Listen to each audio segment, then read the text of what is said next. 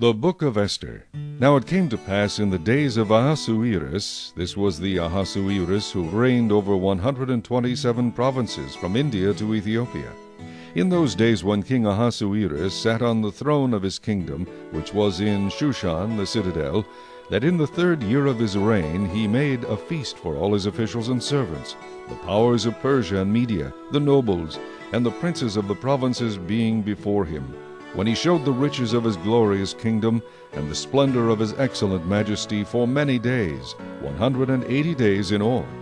And when these days were completed, the king made a feast lasting 7 days for all the people who were present in Shushan the citadel, from great to small, in the court of the garden of the king's palace.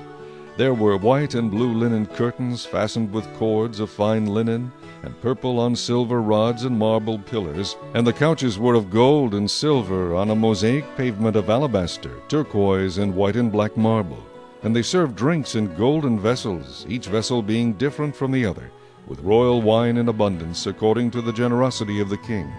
In accordance with the law, the drinking was not compulsory, for so the king had ordered all the officers of his household that they should do according to each man's pleasure. Queen Vashti also made a feast for the women in the royal palace, which belonged to King Ahasuerus. On the 7th day, when the heart of the king was merry with wine, he commanded Mehuman, Biztha, Harbona, Bigtha, Habagtha, Zethar, and Carcas, 7 eunuchs who served in the presence of King Ahasuerus, to bring Queen Vashti before the king, wearing her royal crown, in order to show her beauty to the people and the officials, for she was beautiful to behold. But Queen Vashti refused to come at the king's command, brought by his eunuchs. Therefore the king was furious, and his anger burned within him.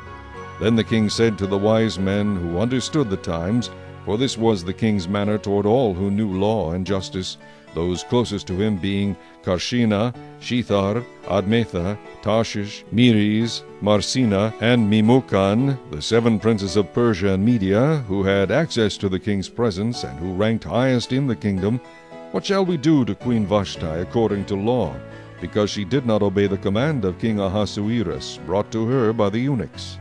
And Memucan answered before the king and the princes, Queen Vashti has not only wronged the king, but also all the princes, and all the people who are in all the provinces of King Ahasuerus. For the queen's behavior will become known to all women, so that they will despise their husbands in their eyes, when they report, King Ahasuerus commanded Queen Vashti to be brought in before him, but she did not come. This very day the noble ladies of Persia and Media will say to all the king's officials that they have heard of the behavior of the queen. Thus there will be excessive contempt and wrath. If it pleases the king, let a royal decree go out from him, and let it be recorded in the laws of the Persians and the Medes, so that it will not be altered, that Vashti shall come no more before King Ahasuerus, and let the king give her royal position to another who is better than she. When the king's decree which he will make is proclaimed throughout all his empire, for it is great, all wives will honor their husbands both great and small.